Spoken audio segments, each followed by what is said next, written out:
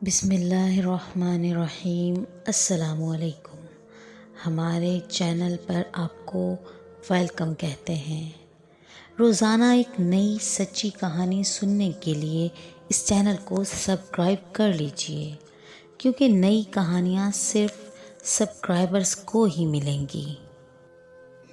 فیضان میرے ماموں کا بیٹا ہے جو پڑھائی کا بے تحاشا دیوانہ تھا، مگر ہمارے معاشی حالات اور پھر اسکول اور کالج کی عدم دستیابی کے باعث تقریباً گاؤں کے سبھی لڑکے لڑکیاں خود کو دماغی طور پر تیار رکھتے کہ ہم نے یہیں پر رہ کر جتنا کچھ میسر ہے اس پر گزارا کرنا ہے، اور پھر باپ دادا کی طرح کسی بھی روزگار پر لگ کر صبر شکر سے زندگی گزارنے لگتے۔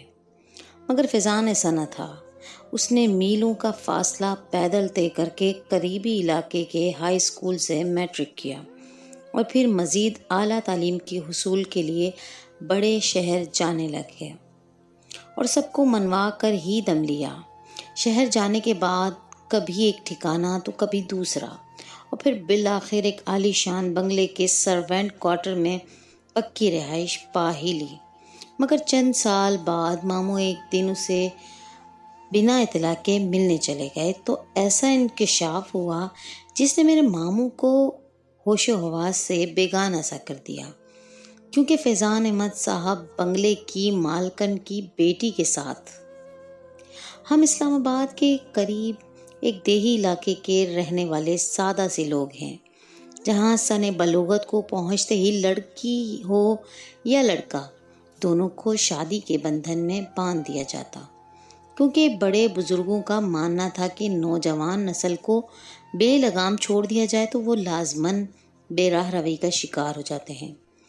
میرا نام وجیہہ ہے، میں بھی اسی چھوٹے سے گاؤں میں پیدا ہوئی ہوں، جہاں کے لوگ بہت زیادہ تھے مگر تعلیم کی قدر و قیمت سے ناآشنا تھے۔ پھر بھی میں نے 8ویں جماعت تک تعلیم حاصل کی۔ ہمارے علاقے میں بس 2 ہی طبقے تھے، ایک خوشحال اور دوسرا غریب طبقہ۔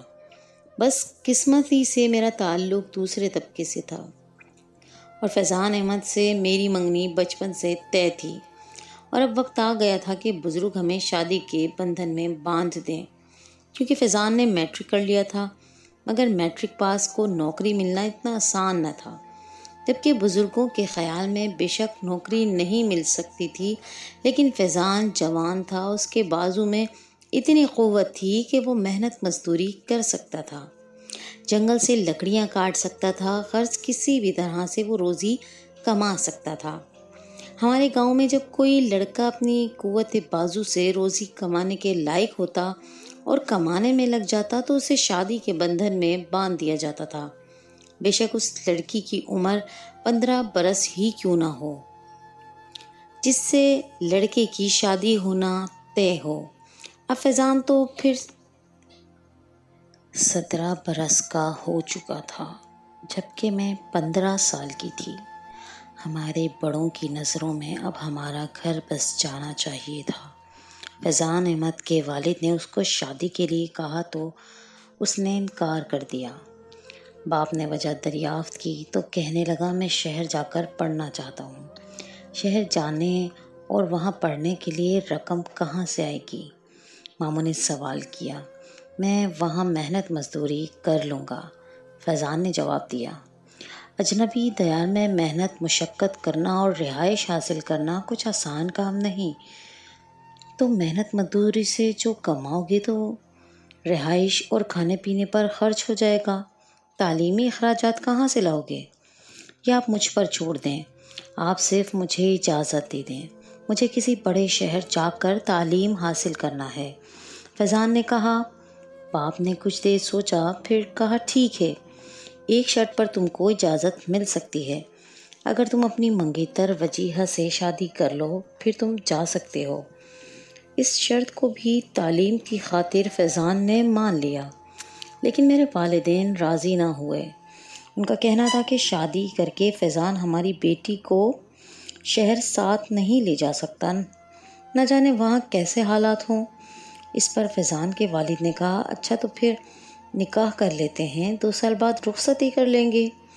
ہمارے ہاں صرف نکاح کا رواج نہ تھا، جب نکاح ہو جاتا تو پھر رخصتی بھی ساتھ ہی کر دیتے۔ ایسے میں فیضان کو مجھ سے تنہائی میں بات کرنے کا موقع ملا تو انہوں نے اپنا مسئلہ میرے سامنے رکھ دیا۔ کہنے لگی، وجیہہ، اگر تم میرا ساتھ دو گی تو یہ ترقی کی منزلیں میں طے کر سکتا ہوں۔ تم اپنی والدہ کے ذریعے والد کو سمجھاؤ، بے شک وہ نکاح اور رخصتی کر دیں، اس کے بعد پھر تم جہاں بھی چاہو میکے یا سسرال میں رہ سکتی ہو۔ میں ہر 6 یا 7 ماہ بعد آتا رہوں گا۔ میں BA کر لوں گا تو نوکری بھی مل جائے گی۔ میرا یہ خواب اب صرف تمہاری کوشش سے ہی پورا ہو سکتا ہے۔ میں فیضان سے بے حد محبت کرتی تھی اور ان کی خوشی چاہتی تھی، میں نے وعدہ کر لیا کہ میں ضرور تعاون کروں گی، مگر ایک بار شادی کا مرحلہ نمٹ جائے، بعد میں اپنے والدین کو راضی کر لوں گی۔ میری بات میری والدہ نہ ٹالتی تھیں۔ اس طرح ہماری شادی کی تاریخ طے کر دی گئی۔ جبکہ فیضان احمد سے میری شادی ہو گئی تو 15 دن بعد ہی میں نے وعدے کے مطابق اپنی امی جان کو اعتماد میں لیا اور کہا کہ وہ میرے شوہر کو لاہور جانے کی اجازت دے دیں۔ وہاں محنت مزدوری آسانی سے مل جاتی ہے، وہ مزدوری کر کے پڑھ لیں گے تو ہمارے دن بھی پھر جائیں گے۔ نئی دلہن تھی، اس لیے کوئی بھی اس حق میں نہ تھا کہ میرا جیون ساتھی مجھے چھوڑ کر کہیں دور چلا جائے۔ سب یہی کہتے تھے، جب یہاں جنگل کے ٹھیکیدار سے کہہ کر مزدوری مل جائے گی تو اتنی دور جانے کی کیا ضرورت ہے؟ تاہم میرے اصرار پر امی ابو نے اپنے داماد کو اجازت دے دی۔ فیضان مجھے سسرال سے میکے لے آئے اور خود اپنے خوابوں کے تعاقب میں لاہور روانہ ہو گئے۔ جاتے ہوئے فیضان نے وعدہ کیا تھا کہ وہاں کے حالات سے مجھے بذریعہ خطوط آگاہ کرتے رہیں گے اور مسلسل رابطہ رکھیں گے۔ انہوں نے ایسا ہی کیا۔ لاہور جانے کے ہفتے بعد ہی ان کا پہلا خط آ گیا تھا۔ میری پیاری وجیہہ، سلامت رہو، میں خیر خیریت سے اسلام آباد پہنچ گیا ہوں۔ ایک دوست فیکٹری لے کر گیا تھا جہاں کام تو مل رہا تھا مگر کام کے اوقات 10 گھنٹے تھے۔ اس صورت میں نہ تو میں کالج میں داخلہ لے پاؤں گا اور نہ ہی تعلیم جاری رکھ سکوں گا، لہٰذا فیکٹری سے کام نہیں لیا۔ شام کو کوئی پارٹ ٹائم کام ڈھونڈ لوں گا، باقی سب خیریت ہے۔ آئندہ کی صورتحال بعد میں لکھوں گا۔ فی الحال ایک دوست کے پاس رہائش پذیر ہوں گا جو کہ یہیں کا رہنے والا ہے۔ اپنے لیے فوری رہائش کا بندوبست میں نہیں کر سکتا۔ اگلے خط میں درج تھا، میں نے ایک درمیانے درجے کے علاقے کے گھر میں کمرہ کرائے پر لے لیا ہے۔ مالک مکان صبح اپنے کام پر نکل جاتا ہے۔ گھر میں اس کی بیوی ہوتی ہے، وہ اچھے اخلاق کی رحم دل عورت ہے۔ مجھے پردیسی جان کر وہ 2 وقت کا کھانا اصرار کر کے دے دیتی ہے۔ کہتی ہے، جب تک تمہیں کوئی ملازمت نہیں مل جاتی کھانا ہمارے گھر سے کھاؤ گے۔ اللہ کا دیا ہمارے پاس سب کچھ ہے، پریشان ہونے کی ضرورت نہیں۔ خدا اس عورت کا بھلا کرے، وہ بہت سخی عورت ہے۔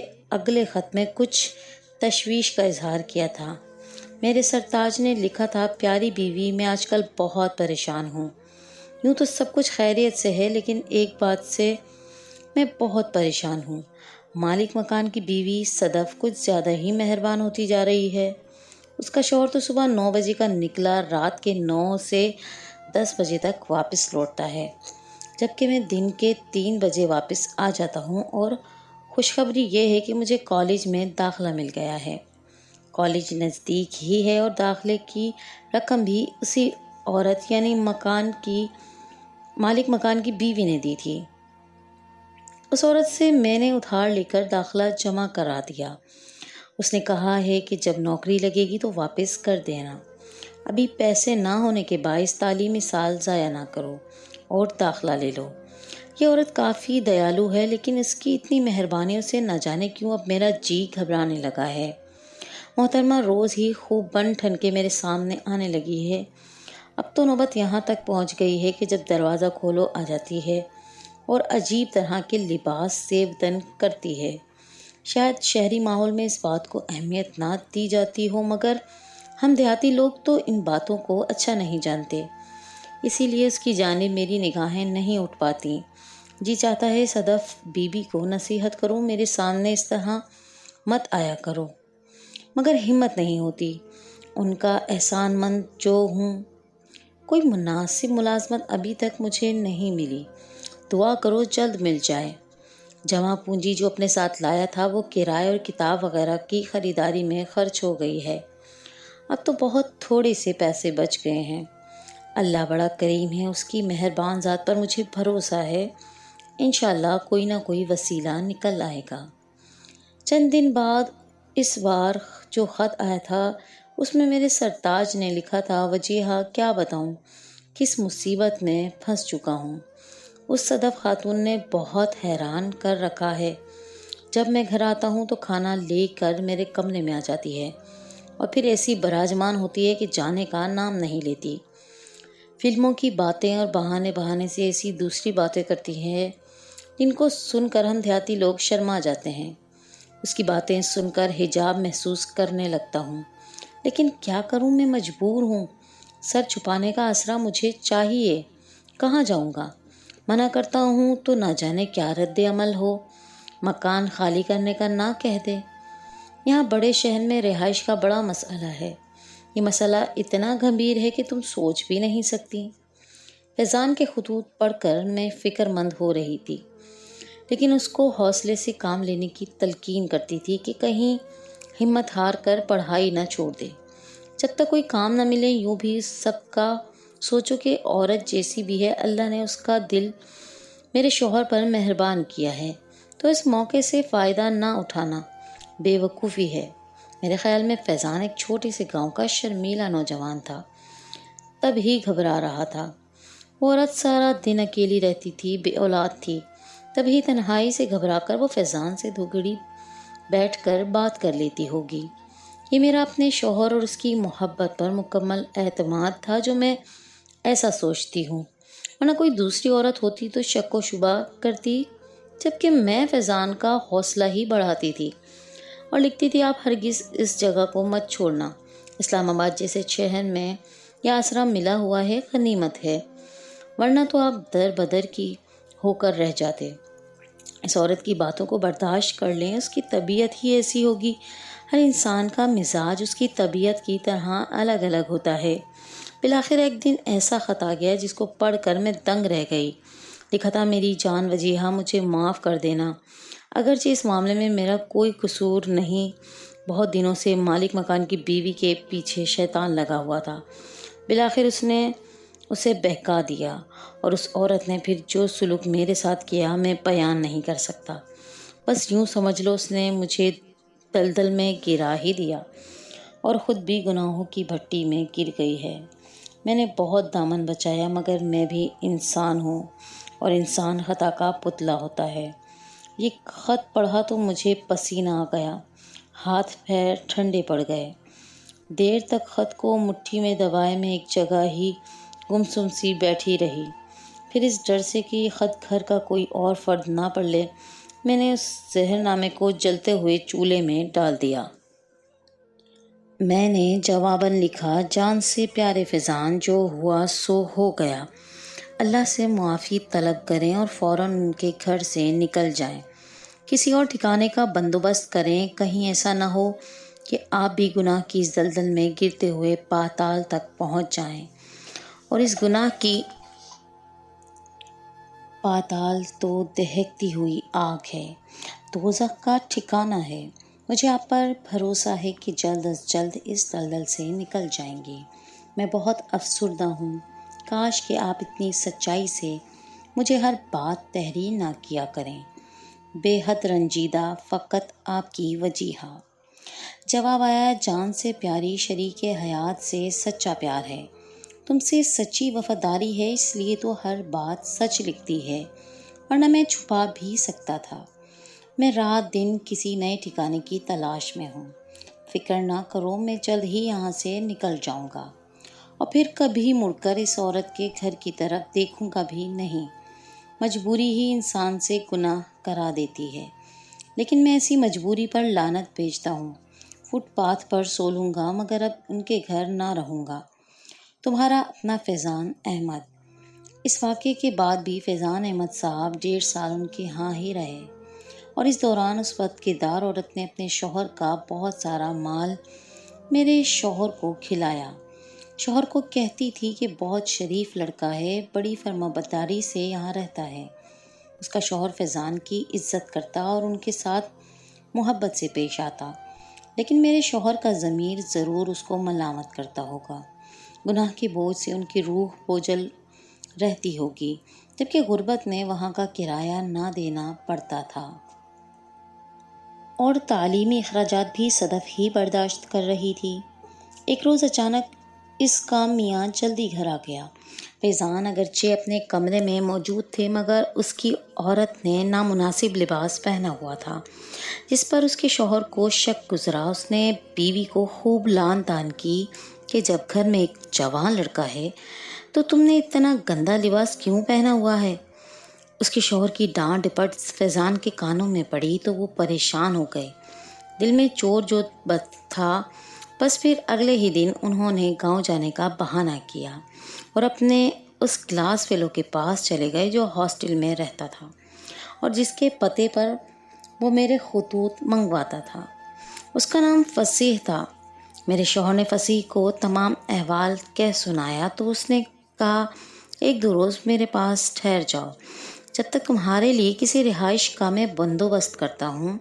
تو اس کے ساتھ مل کر ٹھکانہ تلاش کیا، مگر کرائے بہت زیادہ تھے اور ایڈوانس بھی کم نہ مانگتے تھے۔ پھر فصیح نے اپنے ایک دوست سے کہا تو اس نے اپنی خالہ سے ذکر کیا، کیونکہ ان کی کوٹھی وسیع تھی، مگر صرف ماں اور بیٹی ہی رہتے تھے، باقی مکان خالی پڑا ہوا تھا۔ انہوں نے فیضان کو ایک غریب طالب علم سمجھ کر ترس کھایا اور ان کو رہنے کے لیے کوٹھی کے اندر ہی اپنا سروینٹ کوارٹر دے دیا۔ ان کی بیٹی عزا میٹرک کی طالبہ تھی، لیکن پڑھائی میں بہت کمزور تھی۔ جب بزرگ عورت نے دیکھا کہ لڑکا شریف ہے اور پڑھائی میں بھی لائق ہے اور اپنے کام سے کام رکھتا ہے، تو اس خاتون نے فیضان سے اپنی بیٹی کو ٹیوشن پڑھانے کی بات کی، جس کے عوض وہ معقول ٹیوشن فیس ادا کرنے پر آمادہ تھی۔ فیضان کو بھی ایسی ہی کوئی جز وقتی ملازمت چاہیے تھی۔ صبح کالج جاتے تھے تو شام کو آ کر کچھ آمدنی کا ذریعہ ڈھونڈ رہے تھے۔ یہ تو پھر گھر کی ملازمت تھی۔ فوراً اس پیشکش کو انہوں نے قبول کر لیا۔ اب روز شام کو عزا ڈرائنگ روم میں ان سے پڑھنے لگی۔ وہ نہایت توجہ سے پڑھاتے تھے اور لڑکی بھی شریف تھی۔ اسے زمانے کی ہوا نہ لگی تھی۔ باپ کے گزر جانے کے بعد چچا نے ان کی ذمہ داری اٹھا لی تھی اور یہ کوٹھی ان ماں بیٹی کے نام کر دی تھی۔ وہ ہر ماہ باقاعدگی سے لڑکی کا خرچہ بھی دیتا تھا۔ ان لوگوں کے پاس روپے پیسے کی کمی نہ تھی۔ عزا جب چاہتی چچا کو فون کر کے چچا سے رقم منگوا لیتی تھی۔ اس بار جب میرے شوہر گاؤں آئے تو انہوں نے پچھلی غلطی کی معافی مانگی اور آئندہ کوئی ایسی خطا نہ کرنے کا وعدہ بھی کر لیا۔ میں نے کھلے دل سے اپنے شوہر کو معاف کر دیا، کیونکہ انہوں نے مجھ سے اپنی خطا کو نہ چھپایا تھا۔ وہ چاہتے تو چھپا بھی سکتے تھے۔ اس چیز پر میں اپنے شوہر سے بہت خوش تھی کہ وہ مجھ سے کچھ بھی نہ چھپاتے۔ وقت گزرتا گیا۔ اب فیضان BA کے پہلے سال میں تھے اور ان کا ٹھکانہ مسز شبیر کا گھر تھا، جہاں نہ صرف وہ ان کی بیٹی کو ٹیوشن پڑھانے کا معاوضہ لیتے تھے بلکہ ان کے دوسرے کام بھی کرتے تھے، مثلاً ان کی گاڑی ڈرائیو کرنا، جہاں وہ کہتی یہ لے جاتے، کیونکہ انہوں نے گاڑی ڈرائیو کرنا بھی سیکھ لی تھی۔ آخر وہی ہوا جس کا ڈر تھا۔ عزا بھی رفتہ رفتہ میرے شوہر کی جانب مائل ہونے لگی۔ وہ فیضان کو غیر شادی شدہ سمجھ رہی تھی۔ انہوں نے بھی ان لوگوں سے تذکرہ نہ کیا کہ وہ شادی شدہ ہیں، بلکہ خود کو ایک طالب علم ہی ظاہر کیا تھا۔ اسلام آباد کے گاؤں کا رہنے والا نوجوان جس کی عمر 20 برس ہونے والی تھی، جو سلجھا ہوا، مہذب اور نہایت رکھ رکھاؤ والا تھا، فرما بردار اور تعلیم حاصل کرنے کا شوقین بھی، اس پر قدرت کی عنایت کے نہایت خوبصورت شکل اور اچھے قد کاٹ، غرض ایسا نوجوان جس میں بظاہر کوئی کمی نہ تھی، وہ 1.5 سال سے ایزا کو پڑھا رہا تھا، لیکن کبھی کوئی غلط بات نہ کہی تھی۔ ایزا نے ماں سے اس نوجوان کی شرافت کی بہت تعریف کی۔ ماں بھی ہر لمحہ فیضان پر نظر رکھتی تھی۔ واقعی اس سے زیادہ نیک اور شریف نوجوان اس نے نہ دیکھا تھا۔ صوم و صلات کا پابند، خود میں مگن رہنے والا اور اپنے کام سے کام رکھتا تھا۔ ماں بیٹی کوئی باہر کا کام بتاتی تو دوڑ کر ان کا حکم بجا لاتا۔ ان اوصاف سے فیضان نے ان لوگوں کے دلوں میں گھر کر لیا۔ ایزا نے امتحان دے دیا تو ماں کو اس کی شادی کی فکر لگ گئی۔ تب بیٹی نے اپنا اندیہ ماں پر ظاہر کر دیا کہ وہ فیضان کو پسند کرتی ہے اور اسی سے شادی کرنا چاہتی ہے۔ خاتون نے ان کو بتایا کہ میری بیٹی تمہیں پسند کرتی ہے اور میں بھی تمہیں پسند کرتی ہوں، اس وجہ سے تمہاری اس کے ساتھ شادی کرنا چاہتی ہوں۔ اگر تمہارا ارادہ ہے تو یہ سب کوٹھی، مال، سب کچھ میری بیٹی کا ہے۔ تم ایک غریب لڑکے ہو، میں تمہاری اچھی ملازمت بھی لگوا دوں گی۔ غریب مردوں کا سب سے بڑا مسئلہ یہی ہوتا ہے کہ وہ کس طرح سے سیٹ ہو جائیں۔ انسان اس معاملے میں کمزور ہے۔ قدرت شاید ایک بار پھر فیضان کا امتحان لینا چاہتی تھی، تبھی اس کو اس آزمائش میں ڈال دیا۔ حالانکہ وہ کوئی برے انسان نہ تھے اور ہوس پرست بھی نہیں تھے، لیکن حالات نے انہیں گھیر کر بے بس کر دیا۔ غربت کے دور میں جب اخراجات دوسرے لوگ اٹھانے لگے تو ان کا ایمان بھی کمزور پڑتا گیا۔ فیضان نے سوچا کہ جز وقتی ملازمت میں اتنا کما نہ سکیں گے کہ رہائش اور کھانے پینے کے علاوہ تعلیمی اخراجات بھی میسر آ جائیں، جبکہ یہاں تو سب کچھ فری ہے۔ لہٰذا انہیں کوٹھی اور مال و متاع کے لالچ نے ایسا جکڑ لیا جیسے لوہے کو مقناطیس جکڑ لیتا ہے۔ انہوں نے سوچا ایزا سے شادی کر کے زندگی سنور جائے گی اور بعد میں وہ مجھ سے معافی مانگ کر مجھے منا لیں گے، یا نہ مانی تو طلاق بھی ہو جائے گی، تو کوئی مضائقہ نہیں۔ گویا اس لالچ میں وہ اپنی بیوی کو بھی قربان کرنے پر تلے ہوئے تھے۔ ایزا سے شادی کو تیار ہو گئے، لہٰذا چند دوستوں کے ہمراہ نکاح کی رسم ہونا طے پائی۔ اس میں وہ بھی دوست شامل تھا جس کا نام فصیح تھا اور جس کے پتے پر فیضان میرے خطوط منگوایا کرتے تھے۔ اس نے نہ جانے کیا سوچا تھا کہ میرے چند خطوط کھول کر پڑھ لیے تھے تو اس کو میری اپنے شوہر سے محبت کا اندازہ ہو گیا تھا۔ میں مشکور ہوں فصیح کی کہ اس نے چپکے سے ایزا کی امی کو اس بات سے آگاہ کر دیا کہ یہ شادی شدہ ہے اور اس کی بیوی گاؤں میں اس کا انتظار کر رہی ہے۔ آپ پہلے اس کے گاؤں جائیں اور بغیر تحقیق کے بیٹی کا ہاتھ ایک اجنبی کے ہاتھ میں دے کر صرف گھر داماد بنانا غلط ہوگا۔ ایزا کی ماں نے ان سے جب باز پرس کی اور گاؤں لے جانے پر اصرار کیا تو وہ پریشان ہو گئے۔ تبھی میرے ماموں ابو کے ساتھ فصیح کے بتائے ہوئے پتے پر اس کی کوٹھی پہنچے جہاں فیضان رہتے تھے۔ بزرگ خاتون نے انہیں اندر بلایا اور آنے کا سبب پوچھا تو انہوں نے بتایا کہ فیضان میرے شوہر ہیں اور وہ یہ پیغام لے کر آئے ہیں کہ میں ان کی خوشی کی خاطر ان کو دوسری شادی کی اجازت دے چکی ہوں، تاکہ وہ بلا خوف و خطر آپ کی بیٹی سے شادی کر کے گھر داماد بن جائیں۔ یہ سن کر خاتون کو جھٹکا لگا اور وہ ہکا بکا رہ گئیں۔ اس عورت کو ہوش آ گیا۔ فیضان کو بلا کر کہا، اپنا سامان باندھو، تمہارے والد اور سسر صاحب تم کو لینے آئے ہیں، ان کے ہمراہ چلتے بنو اور دوبارہ یہاں مت آنا اور نہ ہم سے رابطہ رکھنا۔ تم نے ہم کو دھوکہ دیا ہے اور خود کو غیر شادی شدہ ظاہر کیا ہے۔ تم اندر سے ایسے انسان نکلو گے، یہ تو میں نے کبھی سوچا ہی نہ تھا۔ خبر ہوئی کہ اس شریف عورت نے فیضان کی زیادہ بے عزتی نہیں کی، ورنہ وہ اسی درگت بنا سکتی تھی کہ محترم کے ہوش ٹھکانے آ جاتے۔ بات یہ تھی کہ انہوں نے بھی خود سے ان کی بیٹی پر بری نگاہ نہ ڈالی تھی اور نہ اس کو محبت کے کھیل میں الجھایا تھا۔ یہ شادی کی آفر ان ماں بیٹیوں کی طرف سے ملی تھی، البتہ کسی نیت سے فیضان نے اس پیشکش کو قبول کیا تھا۔ یہ وہی جانے، مجھے تو یہی کہتے تھے، تم کو امیر بنانے کو امینوں سے رشتہ جوڑ رہا تھا۔ بہرحال کچھ عرصے میں ان سے ناراض رہی لیکن کچھ عرصے بعد ہی میں نے اپنے مجازی خدا کو معاف کر دیا۔ آخر کو مشرقی عورت ہوں، نہ شکر ہے کہ آج ہم خوش و خرم زندگی گزار رہے ہیں۔ اللہ کا لاکھ لاکھ شکر ہے کہ اب میرے شوہر نے دوبارہ ایسی کوئی حرکت نہیں کی، مگر آج بھی میں سوچتی ہوں ان کی محبت اس وقت کہاں گئی تھی جب وہ مرزا سے شادی پر رضا مند ہوئے تھے۔ کیا ان کے دل میں لالچ آ گیا تھا؟ ویسے یہ بات سچ ہے کہ مرد ذات پر کوئی بھروسہ نہیں، وہ کسی وقت بھی اپنا رنگ دکھا سکتا ہے۔ لیکن مجھے اپنی نادانی پر بھی افسوس ہوتا ہے کہ میں کتنی نادان تھی۔